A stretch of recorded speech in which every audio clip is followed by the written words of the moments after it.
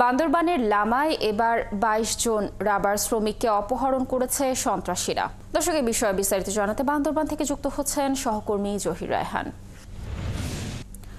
জহির, অপহৃতদের বিষয়ে কিছু জানা গেল কিনা জানাবেন, এবং সেই সাথে আরও জানাবেন যে কারা অপহরণ করেছে, এই বিষয়ে কি পুলিশ কোনো তথ্য পেয়েছে কিনা জানাবেন আমাদের বিস্তারিত। বলেছেন আসলে গত শনিবার রাতেই আসলে রাবার শ্রমিকদেরকে অপহরণ করে নিয়ে যায়। তবে এখনো পর্যন্ত জানা যায়নি কে বা কাহারা এই অপহরণের সাথে জড়িত।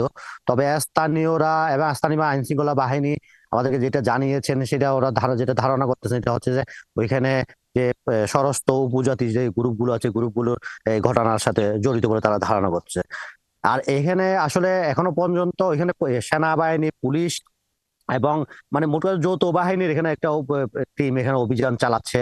তবে এখনো পর্যন্ত নিশ্চিত হওয়া যায়নি অপহৃতরা আসলে কোথায় আছে, কিভাবে আছে, সে ধরনের। আর এখান মধ্যে সেনা যারা অপহরণ করেছে, ঘটনার সাথে জড়িত, তারাও কিন্তু এখনো পর্যন্ত কোনো বিষয়ে বা মুক্তিপণ বা ওদেরকে ছাড়ে দেওয়ার বিষয়ে কোনো যোগাযোগ করেনি।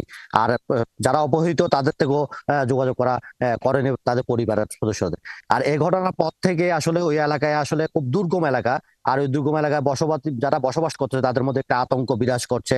আগেও এই যে লামা উপজেলার যে গত জানুয়ারি এবং ফেব্রুয়ারি মাসে দুইটি অপহরণের ঘটনা ঘটেছিল। পরে যৌথ বাহিনীর অভিযানের মুখে তাদেরকে আসলে মুক্তি দিতে বাধ্য হয় সন্ত্রাসীরা।